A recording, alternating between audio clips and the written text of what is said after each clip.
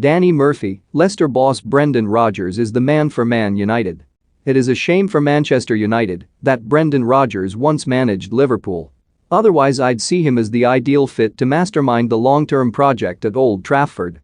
Past associations don't have to be a deal breaker, but they don't help, as Rafa Benitez is finding out at Everton, so Mauricio Pochettino looks the favourite to be in charge next season, unless Ralf Rangnick does so well that he has to stay. Rodgers ticks so many boxes, he has extensive experience but is still young enough to have the hunger and drive to take United forward. In football, people tend to get judged on their last match rather than a career's work, but that's unfair. Leicester's form hasn't been great this season, but even with a lengthy injury list they are in the top half and lead their Europa League group. It's little more than 6 months since they won the FA Cup, beating Manchester United in the quarter-finals and Chelsea in the final. And twice in a row they've come close to qualifying for the Champions League. Rodgers knows what it's like to handle the spotlight after managing Liverpool and Celtic.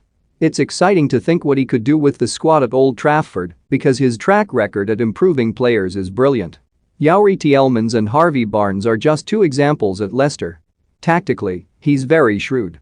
During the season at Liverpool, when he nearly won the title, he adapted a 4-3-3 to a midfield diamond in which Raheem Sterling played behind Luis Suarez and Daniel Sturridge.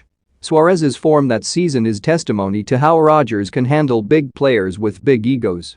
There are question marks over the defensive side of his teams, but I'd point out he didn't have the budget at Anfield to sign a Virgil van Dijk or a Alisson.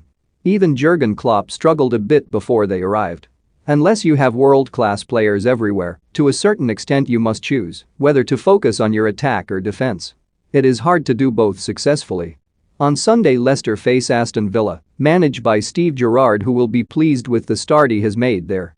It's no secret he became frustrated at being left out of some big games by Rodgers at Liverpool, but I'm sure there is now a mutual respect between both men rather than any animosity.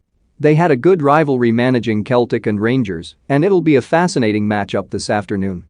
No disrespect to Aston Villa and Leicester, but Gerrard and Rodgers have what it takes to be managerial rivals at Liverpool and United.